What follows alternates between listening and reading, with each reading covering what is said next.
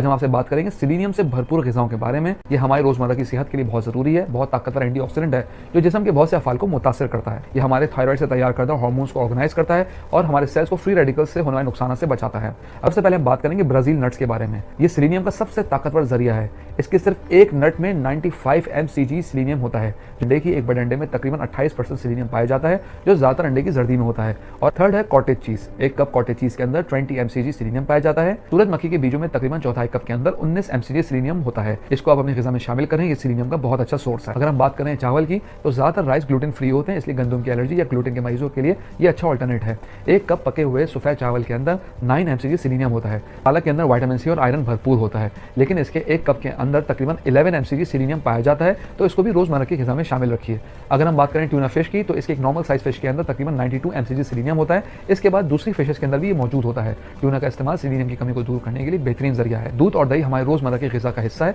इसके एक कप में तकरीबन 8 mcg सेलेनियम होता है जो हमारी रोज़ाना की ज़रूरत का 11% है। इसलिए अपनी डाइट में दूसरे खानों की तरह दूध को और दही को रेगुलर शामिल रखिए।